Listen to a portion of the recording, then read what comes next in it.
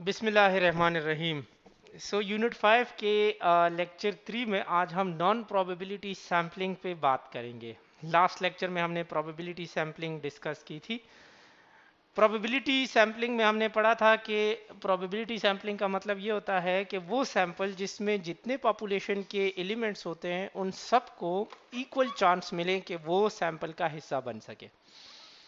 उसके opposite non probability sampling है, जिसका मतलब ये है कि इसमें हर एलिमेंट ऑफ द पॉपुलेशन को इक्वल चांस नहीं मिलता कि वो सैंपल में इंक्लूड हो सके। मतलब जिस तरह वहाँ था कि 100 लोग हैं, उसमें से सबको लाइन में खड़ा करके फिर हम कोई क्राइटेरिया रखते हैं या चिट्स पे नाम लिख के उसको एक बॉक्स में डाल के रैंडमली उसमें से चिट्स निकालते हैं तो किसी का भी नाम आ जाए, तो सबकी प्रोबेबिलिटी या चांस जो है वो इक्वल था। यहाँ पे ऐसा नहीं है, यहाँ पे हर एक को इक्वल अपॉर्चुनिटी नहीं मिलेगी कि वो सैंपल का पार्ट कर बन सके। So the likelihood of obtaining sample that are not representative, इसमें एक ये चीज हो सकती है कि जो प्रोबेबिलिटी सैम्पलिंग में नहीं थी। प्रोबेबिलिटी सैम्पलिंग में ये था कि हम एक्यूरेट सैंपल सेलेक्ट करते हैं, जो पॉपुलेशन होता है बेसिकली उस पॉपुलेशन की एक्यूरेट रिप्रेजेंटेटिव सैंपल हम जो है वो सेलेक्ट कर लेते हैं। जबकि नॉन प्रोबेबिलिटी सैंपल जो है उसमें एक ये मसला है कि इसमें हमारे पास इक्वल रिप्रेजेंटेशन नहीं हो। सो नॉन प्रोबेबिलिटी का मतलब ये है कि इसमें इक्वल चांस नहीं मिलता और इसमें इसी वजह से ट्रू रिप्रेजेंटेशन हमारे पास नहीं होते। ठीक है।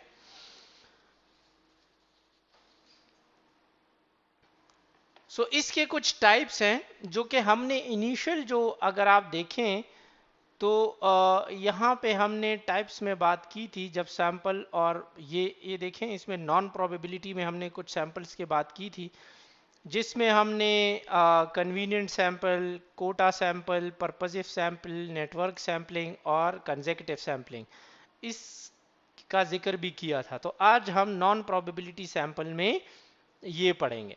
सबसे पहले पढ़ लेते हैं कन्वीनियंट सैंपल के कन्वीनियंट सैंपल किसे कहते हैं। कन्वीनियंट सैंपल जैसे नाम से जाहिर है, कन्वीनियंस, कन्वीनियंस का मतलब होता है आसानी या अ, जो हमारी अप्रोच में जो चीजें होती है। सो इसमें हम जब सब्जेक्ट इंक्लूड करते हैं पॉपुलेशन से, वो किस लिए करते हैं? Because they happen to be in the right place at the right time. जिस टाइम पे हमने जिन सब्जेक्ट को चूज करना है वो एग्जैक्ट उनका टाइम होता है कि हम उसमें आसानी से उनको ऐड कर लें। मतलब simply we enter the available subject into the study until they have reached the desired sample, कि हम सब्जेक्ट्स को या एलिमेंट्स को पॉपुलेशन में से कलेक्ट करते हैं और उसको अपने सैंपल में इंक्लूड करते रहते हैं जब तक हमें सैंपल नहीं चाहिए। लिटिल अपॉर्चुनिटी टू कंट्रोल बायस, और इसमें हमारे पास बायस कंट्रोल करने में थोड़ी सी मुश्किलात होती है। मैं इसकी मिसाल ऐसे दे देता हूँ। फॉर एग्जांपल एक रिसर्चर है जो कि चाहता है कि वो पॉपुलेशन में मौजूद जो टीबी पेशेंट है उनकी social life adjustment with the disease and during the treatment process वो देख ले। तो अब कम्युनिटी में तो बहुत सारे टीबी के पेशेंट्स हैं और कम्युनिटी में ये मालूम करना कि टीबी के पेशेंट कहाँ कहाँ हैं और इनके कैसे अप्रोच करना है ये थोड़ा सा टफ है। तो रिसर्चर क्या करता है कि वो टीबी क्लिनिक में जाके बैठ जाता है। उसको 300 लोगों का डेटा चाहिए। अगर उसने चूज किया है कि पॉपुलेशन में एस्टिमेटेड टीबी पेशेंट्स जो है वो तकरीबन 2000 हैं और 2000 में से उसको 300 चाहिए। वो क्या करे कि वो टीबी क्लिनिक में जाके बैठ जाए और जो जो टीबी के पेशेंट आते हैं वो इंक्लूजन और एक्सक्लूजन क्राइटेरिया के बेस पे उनको देखें कि 18 साल से ऊपर है, 65 साल से कम है, लिखना पढ़ना उसको आता है, उर्दू में बात कर सकता है, कर सकती है, इस तरीके से जो है वो। वो जब पेशेंट आते रहते हैं और वो उनको इनवाइट करता है, उनसे कंसेंट लेता है और कंसेंट अगर वो साइन कर लें, वो एग्री होते हैं कि वो स्टडी का पार्ट बनते जाएंगे तो वो उनको अपने स्टडी में शामिल करता जाता है। तो वो डिपेंड करता है कि वो 300 लोग उसके पास एक हफ्ते में पूरे हो जाते हैं या 10 दिन में पूरे हो जाते हैं या एक महीने में पूरे हो जाते हैं। जब तक वो 10 लोग उसके साथ उसकी स्टडी में वो नंबर पूरा नहीं होता तो वो तब तक वो नए नए लोगों को उसमें जितने first come first serve base पे आते हैं वो उसको ऐड करता है अपने सैंपल में। सो ये कन्वीनियंट सैंपल की सबसे सादा एग्जांपल हो गई। दूसरा एग्जाम्पल कोटा सैम्पलिंग की है। कोटा, जिस तरह आपको पता है कि हर एलिमेंट का अपना कोई स्पेसिफिक परसेंटेज हो, उसको कोटा कहते हैं। तो ये भी बेसिकली कन्वीनियंट सैम्पलिंग की एक टेक्निक है जिसमें हम डिफरेंट एलिमेंट के एज पर डियर परसेंटेज कोई स्पेसिफिक कोटा सेलेक्ट करते हैं और फिर उसके बेस पे सैम्पलिंग करते हैं। फॉर एग्जांपल आपने देखा होगा कि आप जब जॉब्स के लिए अप्लाई करते हैं गवर्नमेंट जॉब्स में, तो उसमें वो मेल का कोटा अलग होता है, फीमेल का अलग होता है। फिर डोमिसाइल के या जोन्स के बेस पे या डिविजन्स के बेस पे अलग अलग कोटा रखते हैं। फिर इवन वो माइनॉरिटीज़ का कोटा अलग रखते हैं। और इसके साथ साथ वो फिर डिफरेंटली एबल या जो डिसेबल जिसको हम कह सकते हैं, यानी जिनके पाँव का इशू है, बाय बर्थ कोई डिफेक्ट है, तो वो लोगों का अपना कोटा होता है। तो बेसिकली वो फिर उन्हीं स्पेसिफिक लोगों में से लोगों को चूज करते हैं जॉब्स के लिए। सो सिमिलरली वो सैम्पलिंग टेक्निक जिसमें किसी कोटा के बेस पे सिलेक्शन होती है उसको कोटा सैम्पलिंग कहते हैं। और ये जैसे मैंने बताया कन्वीनियंट सैम्पलिंग टेक्निक है जिसमें एक एडेड फीचर ये है कि a strategy to ensure the inclusion of subject type who are likely to be underrepresented in the convenience sampling। मतलब convenience sample ही है ये, लेकिन इसमें ये एक एडेड फीचर ये है कि अगर हम सिंपल कन्वीनियंट सैम्पलिंग का मेथड इस्तेमाल करें तो हो सकता है कि वो कम परसेंटेज की वजह से वो लोग कन्वीनियंट सैंपल का हिस्सा ना बन सके। जैसे फॉर एग्जांपल इथनिसिटी हो गई या कोई हिंदू रिलीजन से हो in the communities of Pakistan.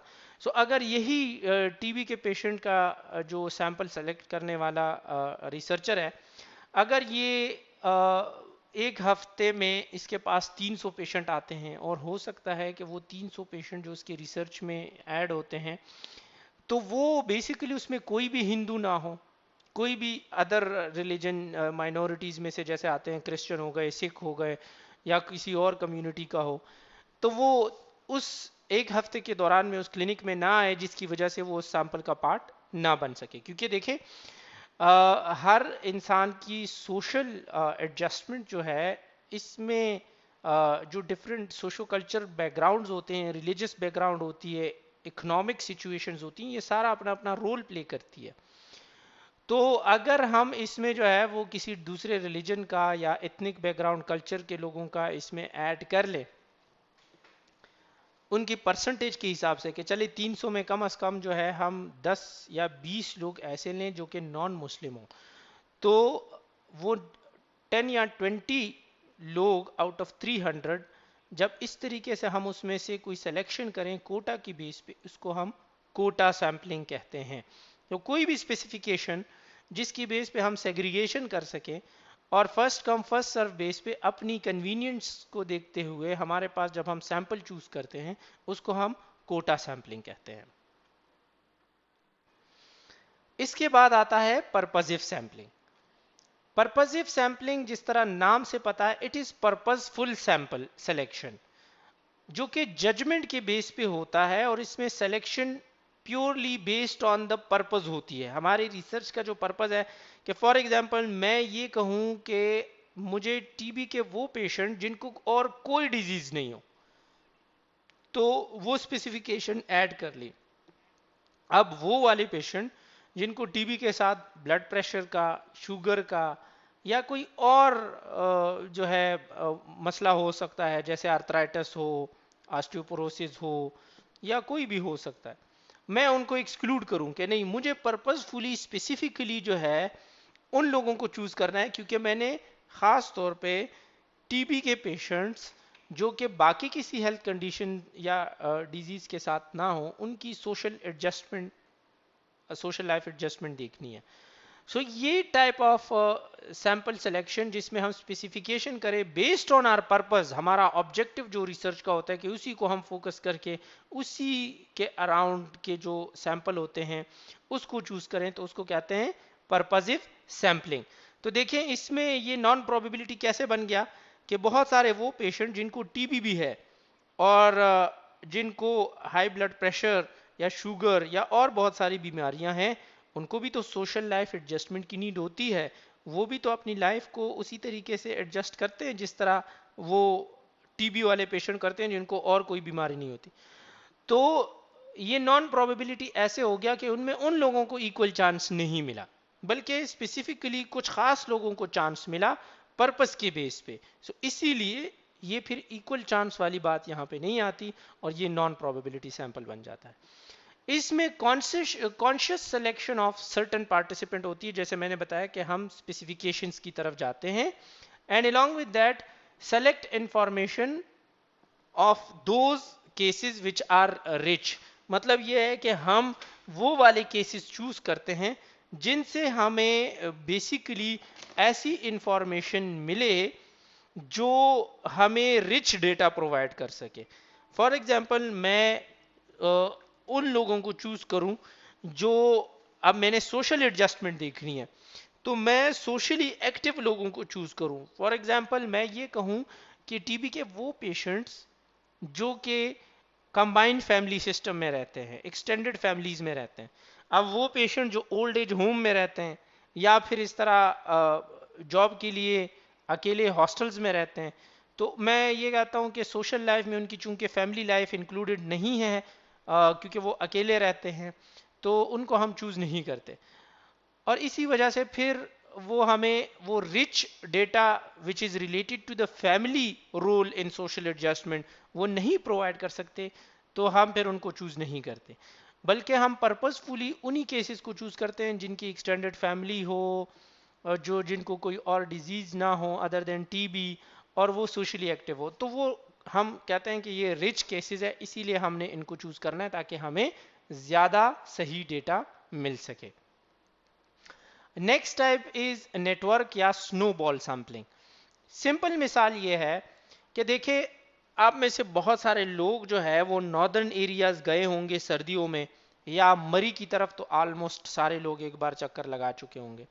तो सर्दियों में मरी में अक्सर आपने वीडियोस में भी ये देखा होगा कि लोग जाके वहाँ पे वो आइस बॉल्स बनाते हैं, वहाँ पे जो बर्फ़ होती है तो स्नो बॉल बनाते हैं और उस स्नो बॉल से एक दूसरे को मारते हैं और वो एंजॉय करते हैं इस तरीके से। तो वो बॉल जो है एक से दूसरे ने कैच करना होता है, दूसरे ने तीसरे को फेंकना होता है।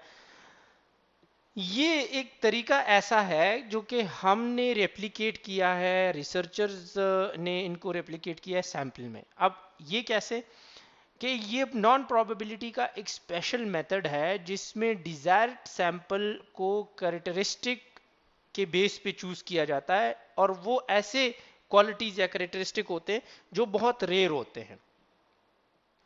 आमतौर पे इट इज वेरी डिफिकल्ट और वेरी कॉस्ट प्रोहिबिटिव, बहुत खर्चा इस पे आता है to locate such samples in specific situation.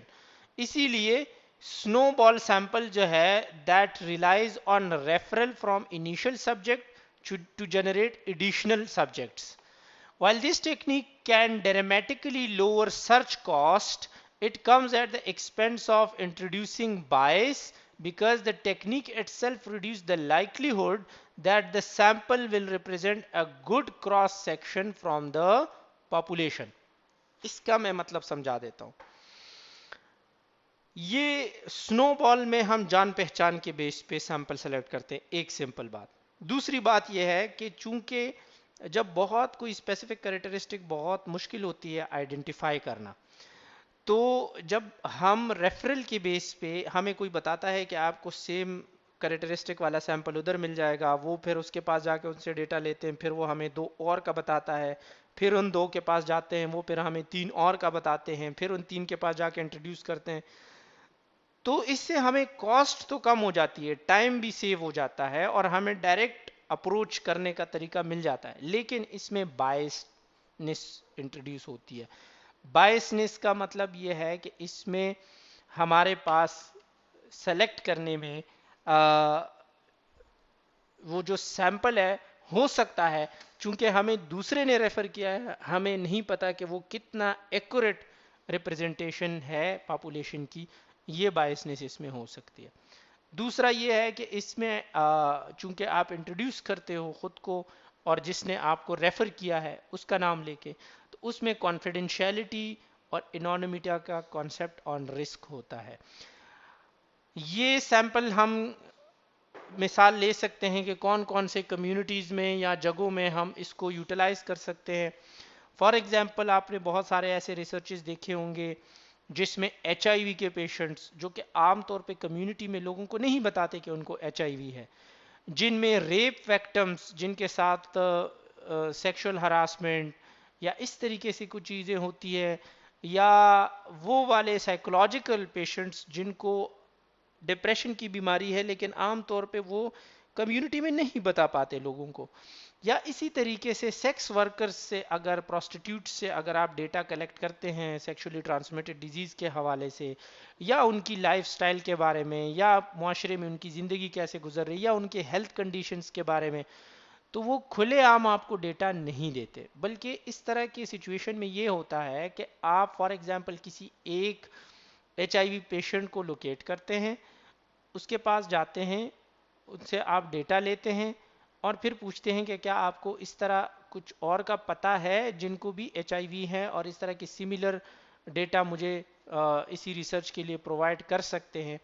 तो वो आपको बताते हैं कि हाँ फला जगह पे एक है जिनसे क्लिनिक में मेरी मुलाकात हुई थी, आप उनका मेरा नाम ले, तो वो आपको डेटा दे देंगे। तो आप फिर उनके पास जाते हैं, फिर वो आपको फर्दर 2 HIV के मरीज का बताते हैं, आप उनसे इसी तरीके से आपने इंटरव्यूज़ में और डॉक्यूमेंट्रीज में देखा होगा कि अभी रिसेंटली भी एक 2 साल की लॉन्ग स्टडी एक सोशियोलॉजिस्ट ने पब्लिश की है कराची में, जिसमें उसने सेक्स वर्कर्स पे की है और उनके इस फील्ड में प्रोस्टिट्यूशन में आने की रीजंस, उनकी सोशल लाइफ एडजस्टमेंट, उनके चैलेंजेस, हेल्थ इश्यूज, सबको एक्सप्लोर किया। सो इस तरह के लोग जो है ना खुलेआम आपको इंटरव्यू नहीं देते या आप लोकेट नहीं कर सकते और उनको आसानी से बिठा के आप जो है ना उनसे डेटा नहीं चूज ले सकते। उनसे इस तरीके से होता है कि फॉर सपोज आपने एक को कन्विंस कर लिया और उन्होंने आपको डेटा दे दिया, तो फिर आप उनसे रिक्वेस्ट करते हैं कि कोई और ऐसा है जो आपको पता है कि वो मुझे इंटरव्यू दे सके या इस तरह डेटा दे सके, तो वो आपको रेफर कर देते हैं कि हाँ फला जगह है, मेरा दोस्त है, उनको आप बता दें तो वो मेरा नाम लेके तो वो आपको डेटा दे देंगे। सो इस तरीके से एक आपको दूसरे के पास भेजता है, दूसरा तीसरे सैंपल के पास, तीसरा सैंपल चौथे पांचवें छठे और इस तरह हो सकता है 10 लोगों के पास भी आपको एक बंदा भेज दे। तो कंसेक्यूटिव सैंपल एक और टाइप ऑफ सैंपल है जिसमें हमारे पास हम रिक्रूट करते हैं all of the people from an accessible population who meet the eligibility criteria over a specific period interval और for a specified time period. मतलब ये है कि मेरे पास कंसेक्यूटिव सैंपल में हम कंसेक्यूटिवली चूज करते हैं लोगों को। फॉर एग्जाम्पल मेरे पास एक पॉपुलेशन में 5000 टीबी पेशेंट्स हैं, अब मुझे लेना है डेटा 600 टीबी पेशेंट्स का, तो मैं कहता हूं कि पहले महीने में 100 लोगों को चूज कर लूं, उनसे डेटा ले लूं, फिर उनसे जब मैंने डेटा ले लिया नेक्स्ट मंथ में मैं और 200 लोगों से डेटा लूं, और उनसे जब डेटा ले लिया फिर नेक्स्ट मंथ में और 200 लोगों से डेटा लूं, तो जो फर्स्ट और सेकंड मंथ में मैंने 200 लोगों से डेटा लिया उनसे मैं दोबारा डेटा नहीं लूंगा, लेकिन मैं कंसेक्यूटिवली स्टेप वाइज जो है for a specific period of time या इंटरवल जो है जब डेटा के लिए सैंपल चूज करता हूं फ्रॉम अ सेलेक्टेड पॉपुलेशन, तो इसको हम कंसेक्यूटिव सैंपलिंग कहेंगे। ये आज का लेक्चर था, अभी अगर कोई क्वेश्चन है तो पूछ सकते हैं। Thank you.